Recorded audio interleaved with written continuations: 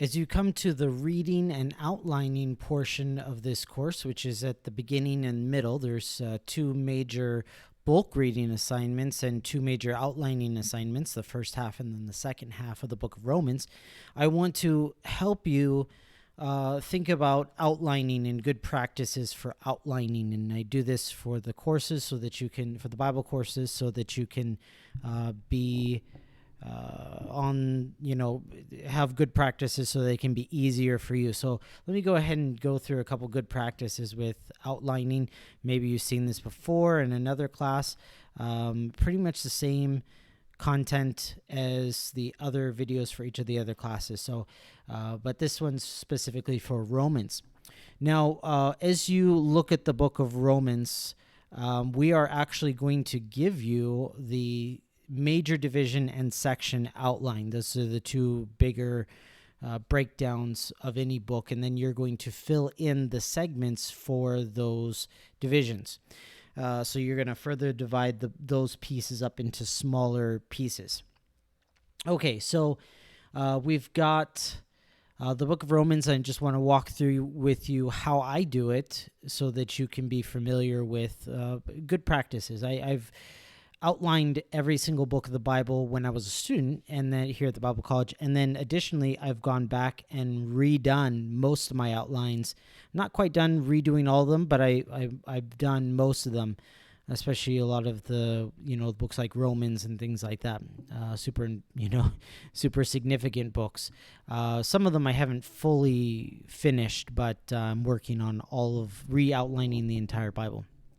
So, looking at the book of Romans, first of all, just thinking about practical things. On the left side of my screen here, I have Logos Bible software, and it's relatively cheap just to get one Bible. I think it's like 500 pesos, or maybe that's about $10 or so if you wherever you are in the world. But you can buy it, and that gives you the Bible book and then the ability to search. And searching is so amazing. I'll maybe show you that in another video, but it gives you a lot of functionality. Additionally, it gives you the ability to really see the text on your computer. And I don't know if you've ever tried to outline something and type it in, but you're having to look down at the Bible, up, down, and it can get very tiresome for your eyes. If you've got a Bible software that has it, then you can easily just look from left to right. You're looking, on the left over here, and then you go to the right, or wherever, you want to reverse right to left, whatever. So you can easily see what you're doing. Then, with the other thing that's helpful for a Bible program, which there's many different Bible programs, and you can buy the Bible or New King James Version of the Bible in many of those, or almost all Bible programs, I think. But the thing that's helpful with most of those, especially Logos, is that you can turn off the headings. So these things right here, like the just will live by faith before verse 16, that is not part of the Bible. That's not part of the original text translated from the Greek. That's an editor's note that helps people see what's there. It's kind of like an outline. In fact, it is an outline without having all the details of, where to and where from, although some Bibles actually do have that as well. But like an outline, like any outline, it's an interpretation. And we are asking you to do an outline of the book of Romans. And so we don't want you to rely on the outline that's already provided. Now, with a physical Bible, it's a little bit hard because it's there. You can't get rid of it. Some students before have covered it up with, little white pieces of paper or something like that are not able to be seen through, so they can't see it. Because as soon as you see it, it will influence what you think that passage is talking about, whether it's correct or not. And so we don't allow students to use those for their outlines. But the problem is, once you see it, it's hard to not see it. It's hard to unthink what you've, thought from that passage there. And it's good if you're just casually reading the Bible. It's helpful. But if you're a Bible college student and you're trying to actively understand the text, it's better for you to create your own outline. And so we don't want you to copy or get ideas from these other sources. So please do not do that. And if you have a Bible program like Logos, you can turn it off. And so please do. But do not look at the headings. Whatever you do, do not look at or use the headings. Don't even look at them, because it'll influence your mind, and then you'll say whatever it is they say or try and rephrase it. And that's just, first of all, that's kind of plagiarism. Second of all, it's just, it's not fitting for somebody who wants to really dig deeply into the Word of God, because you are going to be able to understand the text so much better if you take the time to outline it yourself, to really read it and see what's going on. Actually, outlining almost acts as a kind of survey style. If you remember, you've looked at survey style at TH416, and survey style really is looking at the bigger picture of what's going on, and that's kind of what outlining does without writing down a whole interpretation. You're writing down a title, but that title should accurately reflect the content that's inside that passage. And so turn off those headings. That's the first thing. Turn off those headings even before you turn to the book that you're going to be outlining here, in this case, Romans. Now, next thing you can do is you are allowed to use the major division and section outline that we've provided in your syllabus. So I'm going to go ahead and copy and paste that over. Now, one thing I do is I always use these things called headings, and you can see that in styles in Microsoft Word if you're using Microsoft Word. I'm not sure, there may be something similar in OpenOffice or one of those other free softwares, LibreOffice, OpenOffice, something like that, but they're called headings. And I use those because it allows, when you pull it into an ebook format, if ever you were to do that, it allows it to have a table of contents already. And actually, I do something in Logos called the personal books, where you can pull in your own documents, and all of my outlines are in Logos now because I've pulled them in through that personal books option. And so I have all my outlines inside Logos, and it's got a table of contents. You can look at the table of contents because it's you've put it as over here as headings, heading 1, heading 2, and so on and so forth. And so I have all of my table of contents right there in the stuff that I've pulled into Logos from my documents, because I've set at the beginning that I'm going to make them all headings, and so it all of my documents are done out the same, and you can look through my entire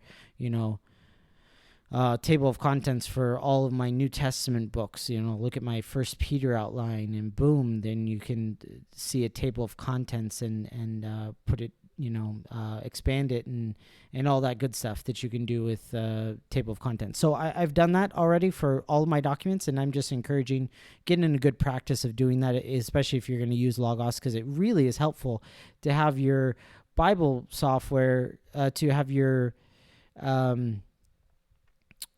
Bible software up and running, and then have your outline going on one side while you've got your stuff on the other side. It's really very, very helpful. But anyways, I'm going to get back to just outlining here. Let's see here. Computer's acting a little sluggish. All right. So let's see here. Let's go back to the text. So I've copied and pasted it over there. I'm going to do level 1 is always my outline title, which is the book. So this is going to be Romans outline. All right. Then the next, which is the major divisions. These are major divisions. Major divisions always have the Roman numeral numbers, or at least that's the first level in outlining is Roman numerals. Okay, so we're going to make it all level 2 for those Roman numerals. And then this third one here, third level, that's level 3. It would be heading number 3. So heading number 3. And so I have a shortcut on my keyboard where I have it set for Control 1 for level 1, control 2 for level 2, control 3, and so on and so forth for all the various levels. I go out to level 7, but that's not necessary for you. Most likely it'll only be necessary out to like level 4 at the max. Level 1 would be, let me type this in here. Level 1 would be major division, and then that would be the highest level.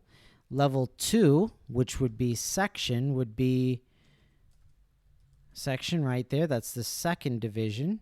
And then after that would be segment. If I'm going to put more pieces here, it'd be segment, and then subsegment, and subsegment, and so on and so forth, or maybe subsection, then segment, then subsegment. But that's if you're going to get really crazy detailed with your outline. Most of the time not necessarily necessary to do that, especially right now in the current place that you are, but it's it's possible. So I have all my key shortcuts for that, and then I'm going to go in the individual one and start adding in more. So we give you these 4 levels, these 4 major divisions, and then these sections in the main teaching, because every, or at least most epistle books, which Romans is an epistle, most of those have a main teaching, and that main teaching includes various different sections, at least in Paul's, where he talks about various different topics, whatever he needs to talk to that particular church about. And so those are going to be the sections. In this one, it's a treatise on salvation, or, it's sometimes called the Christian Constitution, but basically I call it the how salvation works. That's my my running topic title for the whole book of Romans, how salvation works. And you want to actually include that. You can actually include that, and I just include that as a basic text, not a style, no particular style, no heading style. And so I'm going to do theme,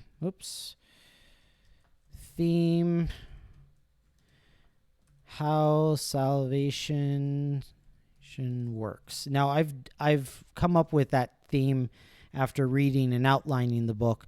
You can do it after your initial reading, or you can do it after your outline is done. But that's my title, How Salvation Works. You can't use the same title as me in your outline. I will see it, and don't use the same one as me. But so that's my theme, How Salvation Works. Then as you get into the outlining itself, I'm going to go and read through the text, and if you remember back into your TH416, when you looked at epistles, outlining epistles has the different parts of the introduction. You've got greetings, and then you've got prayer and thanksgivings at times, and various other things. So we'll look at this and see how this looks. So looking over here at the text on the left side, we're going to be looking at verses 1 through 10. And now this is a little bit arbitrary. I say the statement of purpose is 11 through 17. Of course, that is it's not exactly where the New King James breaks things down, and that's okay. That's fine. Their breakdowns are not God-inspired, neither are mine, but I'm not going to be held back by the way that they broke down the text. I'm just going to look at the text and read the text and see how it looks like. So statement of purpose I have from 11 through 17, and then, of course, 1 through 10 is that initial piece. That would be the introduction. And so this first part is the greeting. So I'm gonna do the next level, which is level 3, and I'm gonna do capital letters. So first of all, the highest division, biggest division, broadest division is Roman numerals, and the next one is capitals. Capital letters. So capital Roman numerals, capital letters, and then I'm going to put the verse reference right after the capital letter, Romans 1, and then 1 through, and then I'm going to start reading. I'm going to go back over to the text and read and see where is it divided out to? So we can basically see that the verses 1 through 7 are the greetings. Extended. We'll just push greetings. So let's just put greetings. It's kind of a very theological greetings, but it's greetings. So let's do Romans 1:8 through then 10, I believe. And let's see what this next part is. And so he says in verse 8, "First, I thank my God through Jesus Christ for you all, that your faith is spoken of throughout the whole world. For God is my witness, whom I serve with my spirit in the gospel of his Son, that without ceasing I make mention of you always in my prayer, making request, if by some means now at last I may find a way in the will of God to come to you." I believe that it stops there, and this is his thanksgiving and prayer and prayer. Now, I don't really have to expand out too much on what the thanksgiving and prayer is about. That'll be in the interpretation. But I'm just going to give it those general concepts. So we've got the greetings, thanksgiving, and the prayer. Now, in the statement of purpose, you can do the same thing. You can do, and by the way, I could break these down a little bit further. These two initial ones, I could go to level 4, and that, by the way, is the number 1, 1, 2, 3, 4. So numbers, numerical numbers. And then I'm going to also put the verse reference there at the beginning. So 1 through what? I'm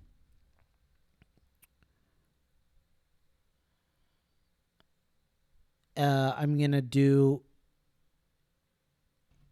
I could do 1 through 2.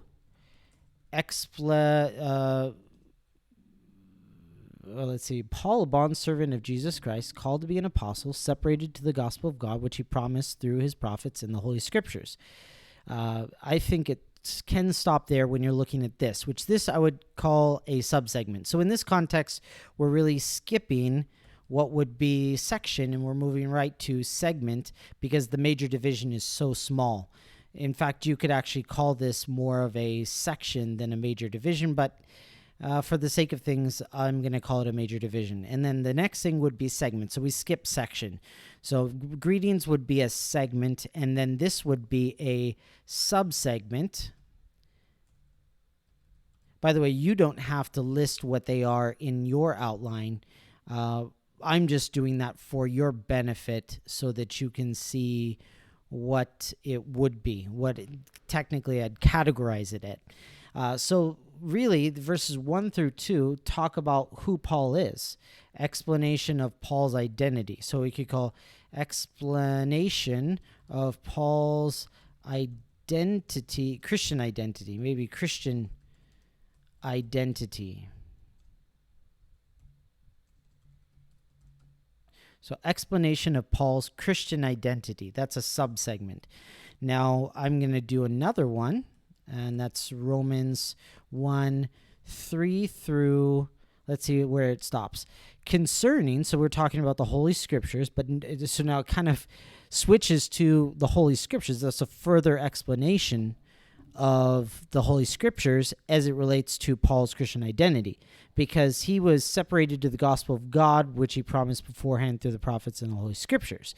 Now, I would say this breaks off here, that this is explaining now the lordship, who Jesus Christ is. So it says, concerning his son, Jesus Christ, our Lord, who was born of the seed of David according to the flesh, and declared to be the Son of God with power according to the Spirit of holiness by the resurrection from the dead. So I would stop there at verse 4, and I would call this, over on the right-hand side again, explanation of the identity of Christ as the heart of Christ. Let's see here. What role does this play? who was born of the seed of David according to the flesh, and declared to be the Son of God with power according to the Spirit of holiness by the resurrection of the dead. Explanation of